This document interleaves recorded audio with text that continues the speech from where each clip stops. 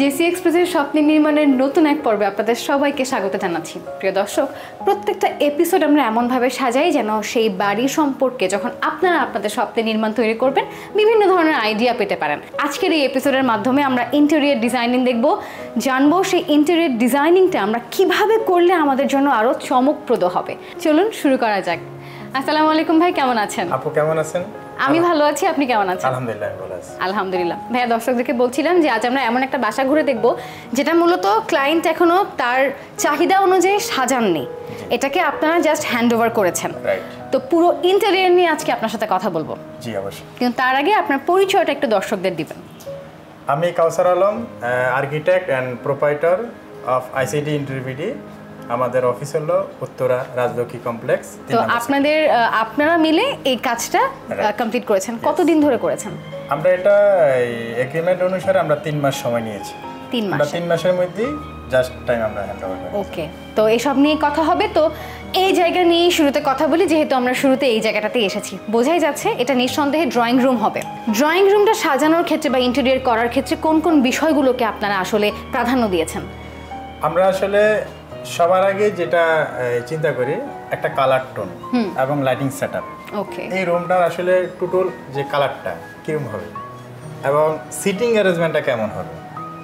Sitting অ্যারেঞ্জমেন্টটা এমনভাবে আমরা করি যাতে করে সবাই যেন টিভি বা ড্রয়িং রুমে বসে যেন ঠিকমতো একটু বিনোদন করতে পারে, আড্ডা দিতে পারে, সবার সাথে একটু করতে পারে, কমিউনিকেট করতে পারে। সেই জন্যই কিন্তু আমরা এই ড্রয়িং রুমের এই যে ফ্লোরটা আমরা একটু স্পেশালি ফ্লোরটাকে একটু প্রায়োরিটি দিয়েছি যাতে ফ্লোরটা অনেক সুন্দর লাগে এবং উডেন ফ্লোর করেছি। উডেন ফ্লোরের উপর আমরা সিটিংটাকে অ্যারেঞ্জ করব। ওকে, এবং ওয়ালগুলাকে কিন্তু আমরা গ্রে অ্যান্ড হোয়াইট কনসেপ্ট এবং ব্রাউনিশ কিছু এসপিএল দিয়ে, যেটা ইন্ডিয়ান, মানে এটা হচ্ছে এসপিএল বোর্ড। রাইট। ওকে, এগুলো হচ্ছে এটা ইন্ডিয়ান ইম্পোর্ট। রাইট, এটা হচ্ছে চারকোল। এই বোর্ড আর এই বোর্ডের মধ্যে তফাৎটা কোন জায়গাটাতে? এটা হলো ইন্ডিয়ান একটা ইম্পোর্টেড, এটা ম্যাটেরিয়ালস হলো ফাইবার জাতীয়। আচ্ছা, এটাও ওয়াটারপ্রুফ, এটা পানিতে কখনোই নষ্ট হবে না। ওকে, এটা চারকোল, এটাও পিভিসি টাইপ, এটাও ওয়াটারপ্রুফ, নষ্ট হবে না। বাট এটা হলো মালয়েশিয়ান একটা ইম্পোর্টেড ম্যাটেরিয়ালস। এটা আমরা একমাত্র ব্যবহার করি ওয়াল প্যানেলকে, ওয়ালটাকে আরো বেশি গর্জিয়াস এবং হাইলাইট করার জন্য। তো বলতে পারি যে এটা যেহেতু আপনি একটু ফ্লোর থেকে উঁচু রেখেছেন, রাইট, এই জায়গাটা আবার আপনি একটু ডিফারেন্ট রেখেছেন। এখন এই স্পেসটা কি আপনি টিভির জন্য রেখেছেন না এই সাইডের স্পেসটা টিভির জন্য ডেডিকেট করেছেন? এটা ব্যাকবোর্ড হিসেবে একটা গ্যালারি আমরা তৈরি করছি। ওকে, গ্যালারি জাস্ট। ওকে, হ্যাঁ, যাতে পুরো একটা ওয়াল তো ফ্ল্যাট, আমরা এই দিকে একটা শেপ করেছি আর ওই দিকে একটা শেপ। এটা হচ্ছে মিডল পোরশন। তার মানে কেউ যদি চায় তাহলে এই পোরশনটাকে আপনারা এমন ভাবে করেছেন টিভিটাও সেটআপ করা যাবে, তাই তো? আর এই পাশের এই গোল্ডেন এক্সটেনশনটাকে কি বলছেন? এটাকে আমরা বলি এসএসআর একটা বিট। এটা আমরা ব্যবহার করি, হ্যাঁ, বোর্ডের সাথে কালার কম্বিনেশন, কালার টোন সুন্দর রাখার জন্য এবং বোর্ডের যে এজিং অর্থাৎ বোর্ডের যে কাটিং যে এজগুলোকে আমরা ঢাকার জন্য এবং সুন্দর একটা লুকস দেওয়ার জন্য এই বিটগুলো ব্যবহার করি। এবং এগুলো কিন্তু ইম্পোর্টেড, নট বাংলাদেশ। আর এর পাশাপাশি জায়গায় জায়গায় আপনি রেখেছেন হচ্ছে একটু লাইটিংটা রেখেছেন। লাইটিং সেটআপটা হলো মেজর একটা ইস্যু, কারণ ইন্টেরিয়রের মেজর একটা পার্ট হলো লাইট। লাইটিং যেই লাইট যে মানে লাইটের যে সার্কুলেশনটা, এটা যদি রুমের মধ্যে ঠিকমতো সার্কুলেশন না হয় তাহলে আমরা যে এত কিছু করলাম ওইটা আসলে অসম্পূর্ণ থেকে যায়। কিন্তু আরেকটা কথা কাউসার ভাই আপনার কাছে আমি জানতে চাচ্ছি, সেটা হচ্ছে এখানে কিন্তু সবই আপনার বোর্ডের ব্যবহার করা হয়েছে এবং ফলস একটা দেয়াল করা হয়েছে। তো এই ফলস প্যানেলটার কারণে কি জায়গাটা ছোট হয়ে যায়, একটু কনজাস্টেড লাগে এরকম কিছু?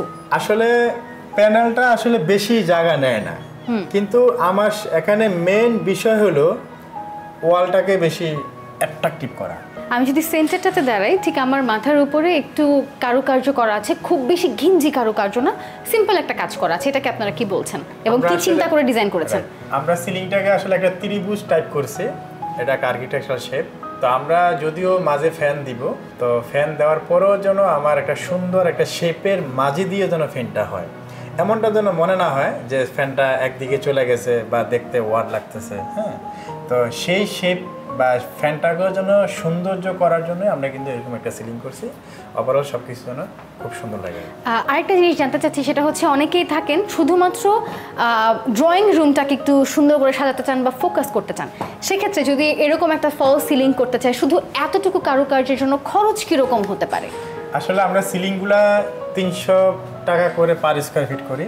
তো একটা ড্রয়িং রুমের সিলিংটা সাপোজ ধরেন যে 70,000 টাকা খরচ হতে পারে।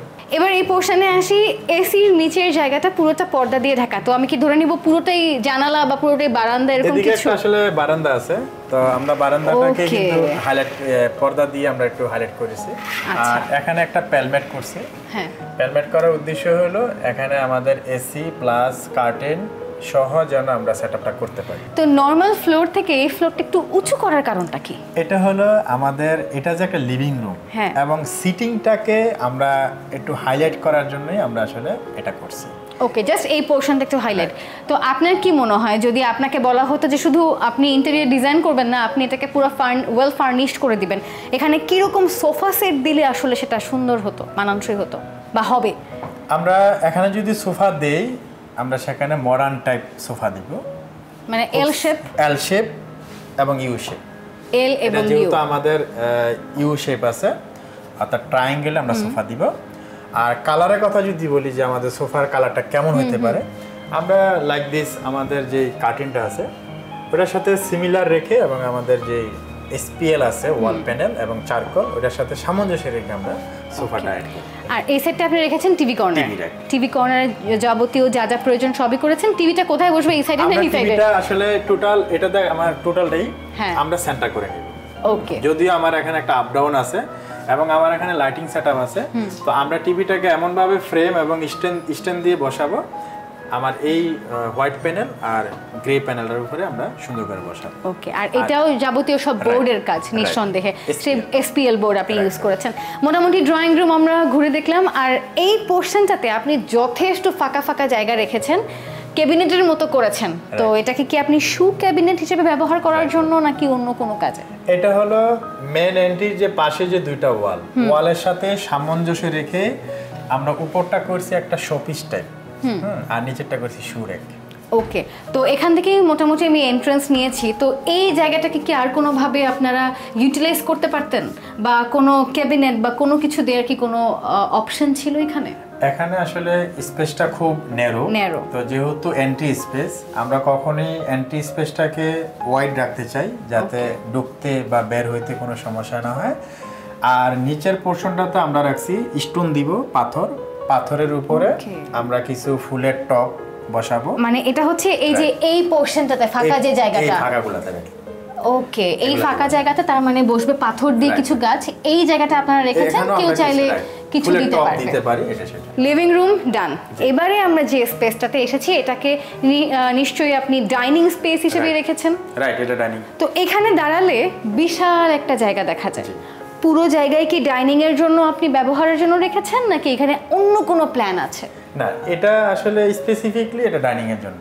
এখানে আমরা 6 সিটার বা 8 সিটার যদি আমরা ডাইনিং সেটআপটা দিই, আর এখানে হলো আমার ডিনার ওয়াগনটা, আর এটাই হলো আমার কিচেনের এন্ট্রি।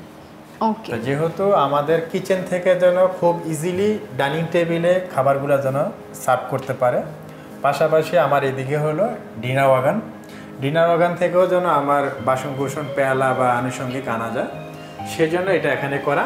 এটা তো এসপিএল বোর্ড, রাইট, সবকিছুই বোর্ড, গ্লাসের সাথে বোর্ডের কম্বিনেশন দিয়েছেন। রাইট, কালার কম্বিনেশনটা খুবই সুন্দর, অর্থাৎ যদি ময়লাও পড়ে অতটা কিন্তু বোঝা যাবে না। আর এই জায়গাগুলো মোটামুটি বলতে গেলে মাল্টিপারপাস, এটাকে আপনি আবার বুফে কর্নার হিসেবেও করা যাবে, আপনি সেই সকেটগুলোও রেখেছেন। এখানে এত ক্যাবিনেটের, এটা কি ক্লায়েন্টের ডিমান্ড ছিল? ক্লায়েন্টের রিকোয়ারমেন্ট প্লাস আমরা ক্লায়েন্টকে প্রপোজ করি যে আসলে এখানে আমরা এই অংশটাকে যদি একটু ক্যাবিনেট টাইপ করি, তাহলে আপনার হিডেন যে ইয়েগুলা কোকারিজ আইটেমগুলো আছে সেগুলো রাখা যাবে। ডাইনিং কর্নার তো বুঝলাম, ডাইনিং জায়গাও বুঝলাম, সবকিছু। এই জায়গাটা কি, যেহেতু একদম স্ট্রেইটে যদি আমি তাকাই মেবি রান্নাঘর, এটা রান্নাঘর। তো এইখানে ডাইনিং এর জন্য তো ওয়াগন আপনি দিয়েছেন, এই কর্নারটা কি? এটা হলো আমাদের একটা বড় হোয়াইট ফুল একটা ফুল ফ্রিজ। ওকে, এটা হলো ওয়াশিং মেশিনের জন্য আমরা একটা সেটআপ রাখছি। তো ভাই, এই বাসা মোটামুটি 3টা পোর্শন ঘুরে দেখলাম, তো সেই 3টা পোর্শন এখনো আমরা মূল অ্যাট্রাকটিভ জায়গা যেটা বেডরুম সেখানে যাইনি। তার আগেই জানতে চাচ্ছি কত স্কোয়ার ফিটের বাসা এটা? এটা ডকুমেন্টারিতে আছে 2200 স্কয়ার ফিট। কিন্তু আমরা ইন্টারনালি পেয়েছি আমরা 1680। 1680। তো আমি ধরেই নিই প্রায় 1700 স্কয়ার ফিটের একটা বাসা এটা, যেখানে রয়েছে 3টা বেডরুম, ড্রয়িং ডাইনিং, কিচেন এবং সার্ভেন্ট টয়লেট আছে, সার্ভেন্ট বেড আছে, আর বারান্দা আছে 3টা। মোটামুটি এই জায়গা দেখে ফেললাম। এবারে আমি কোন একটা বেডরুম দেখতে চাই, তো কোন বেডরুমটাতে আমরা যাব? আমরা চাইল্ড বেডরুমটা দেখতে পারি। ওকে, একটা চাইল্ড বেডরুমও আছে এটা এইটা। আমাদের চাইল্ড। তো এই রুমটা হচ্ছে ডেডিকেটেড চাইল্ড রুম। চাইল্ড রুমটাও বলতে গেলে আপনি সেই সেম ডিজাইনই রেখেছেন। আচ্ছা, এই যে বোর্ডগুলো আমরা দিই এরকম কারুকার্যের, নোংরা হলে সব বোর্ড পরিষ্কার করা অনেক বেশি টাফ না? আসলে এটাতে ময়লা অতটা আটকাবে না, তবে সাধারণত নরমালি বাসা বাড়িতে যেভাবে ক্লিন করা হয় ওইভাবে ক্লিন করলেই হবে। এই জায়গাটা হচ্ছে বেডের অপশন, বেড হেড। বেড হেডটাকে, এই ওয়ালটাকে আমরা একটু হাইলাইট করছি যাতে করে বেডটা রাখার পরের জন্য এই ওয়ালটা খুব সুন্দর একটা লুকস দেয়। এখানে আবার সিলিং এ কোনো কারুকার্য নেই? কারুকার্য আছে, নেই বলবো না, তবে ড্রয়িং রুম ডাইনিং এর মতো ওরকম দেয়ালে কিছু নেই, জাস্ট একটা পোর্শন করা, একটা বর্ডার দেয়া। এরকম কারণ কেন? আমরা আসলে বেডরুমগুলো খুব সিম্পল রাখি। বেডরুম হচ্ছে সোজা কথায় বলতে গেলে একটা মানুষের আরামের জায়গা, শান্তি খোঁজার জায়গা। তো সেই জিনিসটাকে প্রাধান্য দিয়ে আপনারা হচ্ছে বেডরুমগুলো করেছেন খুব সুদিং টাইপের, সুদিং এবং সিম্পল। ওকে, তো একটা বেড দেখে ফেললাম, চাইল্ড বেড। এরকম আরো 2টো বেড আছে, তার মধ্যে একটা মাস্টার বেড আর একটা গেস্ট বেড। Guest bed. আমরা এবারে গেস্ট বেড দেখবো এবং সেটার সাথে মাস্টার বেড, কিন্তু তার আগে একটা বিরতি নিয়ে আসি। জি।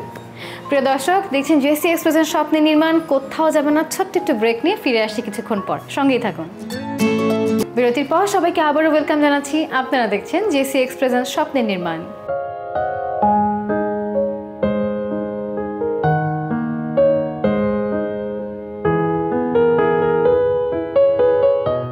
বিরতিতে যাওয়ার আগে আমাদের কথা হচ্ছিল আমরা গেস্ট বেড দেখব এবং আরও আকর্ষণীয় জায়গা হচ্ছে প্রত্যেকটা বাসার মাস্টার বেডরুম, সেটাও দেখব। এবারে গেস্ট রুমটা দেখে আসি। জি চলো। ওকে, দরজা অ্যাজ ইউজুয়াল আপনারা সেম রেখেছেন। সেম রেখেছি। ওকে, আর এটা হচ্ছে আপনাদের গেস্ট রুম।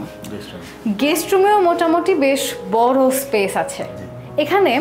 যেহেতু এখানে এরকম একটা পার্টিশন ক্রিয়েট করা, এখানে বেডরুমের বেডের হেডিং সাইডটা কোন জায়গায়? এটা হলো বেডের হেড।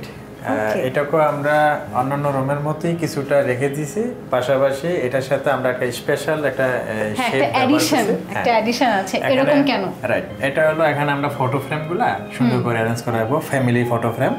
পাশাপাশি এগুলাতে আমরা একটু ফুলের টপ মপ ছোটখাটো যে বিষয়গুলো আছে ওগুলা কিন্তু আমরা এখানে সুন্দর করে অ্যারেঞ্জ করে রাখবো, এবং পাশাপাশি কিন্তু লাইটিংও করে রাখছি যাতে ওটাতে একটা ভালো একটা শেড আসে।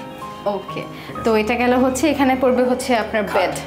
তো বেডের পাশে এখানে আবার আপনি অনেকগুলো শেলফ করেছেন, এটা কোন পারপাসের জন্য? এটা হলো এখানে রুমের স্ট্রাকচার থেকে একটা গ্যাপ ছিল, তো আমরা গ্যাপটাকে আসলে খুব সুন্দর করে কাজে লাগিয়ে দিয়েছি, যেহেতু ছোট্ট একটা রুম।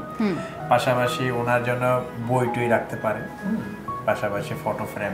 এটা গেল মোটামুটি এই দেয়াল। এই পাশের দেয়াল আবার একটু কারুকার্য করা, কারুকার্য বলবো যে একটু সবকিছু আছে এই দেয়ালের মধ্যে, সিটিং টেবিল থেকে শুরু করে ড্রেসিং টেবিল সব আছে এই দেয়ালে। এই দেয়ালে এত কিছু দেওয়ার কারণ কি একটাই, যে এই সাইডটাতে অলরেডি স্পেস আপনারা ইউজ করে ফেলেছেন। রাইট, এটা হলো স্টাডি টেবিল, যাতে উনি উনি যেন খুব সুন্দরভাবে পড়াশোনা করতে পারে। পাশাপাশি জানালার আলো উনি চাইলে এই পুরোটাই আবার এরকম জানালা, উনি কিন্তু ডে লাইটটাও খুব পাবে ভালোভাবে।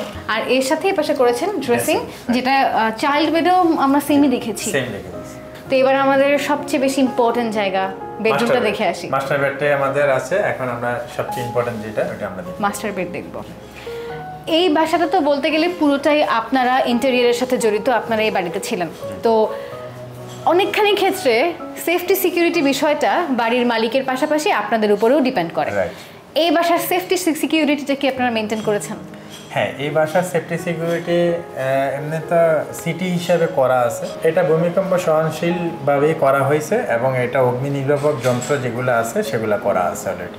মাস্টার বেডরুমে কি কি স্পেশালিটি আপনারা রেখেছেন বলুন তো? মাস্টার বেডরুমে সবচেয়ে বেশি একটা স্পেশালিস্ট হলো উডেন ফ্লোর। আমরা খাটটাকে, আমরা বেডটাকে যেখানে অ্যারেঞ্জ করব বা সেট আপ করবো, ওইটুকু জায়গাটাকে আমরা কিন্তু উডেন ফ্লোর করে ফ্লোরটাকে একটু রাইজ করেছি। আমরা এরকম কিন্তু ড্রয়িং রুমে কিন্তু এরকম দেখেছি যে আপনারা একটা পোরশন উডেন ফ্লোর দিয়ে একটু উঁচু করে সেপারেট করে দিয়েছেন, বেডরুমেও তাই করেছেন। আর বেডরুমে জায়গায় জায়গায় অনেক মানে পোরশনে আপনারা লাইটিং দিয়ে ফোকাস করেছেন।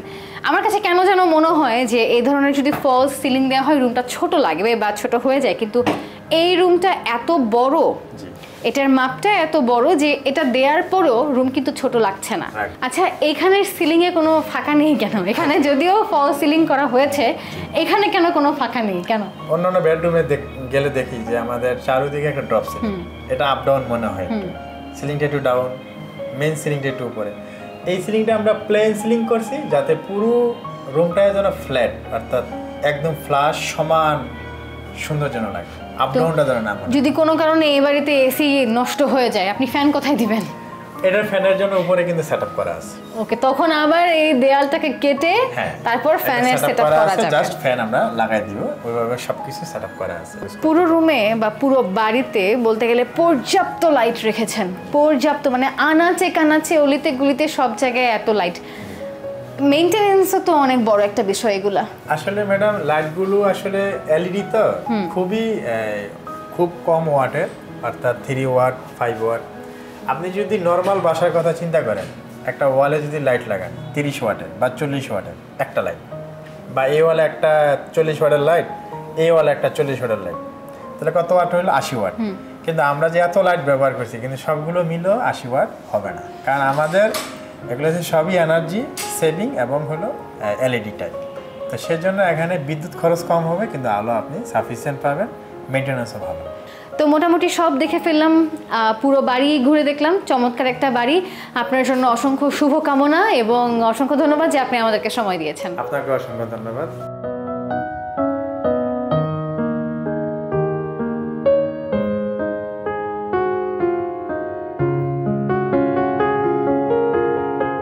জেসি এক্সপ্রেসের স্বপ্ন নির্মাণের এবারের পর্ব আজ এই পর্যন্তই। চমৎকার একটা পর্ব দেখলাম এবং এই বাড়ি কীভাবে সাজানো যায়, কত সুন্দরভাবে সাজানো যায় ভাবতে থাকুন আপনিও। দেখা হচ্ছে পরবর্তী সপ্তাহে নতুন আরেক স্বপ্ন নির্মাণের গল্প নিয়ে। সে পর্যন্ত সকলে ভালো থাকুন, সুস্থ থাকুন এবং দেখতে থাকুন নিউজ 24।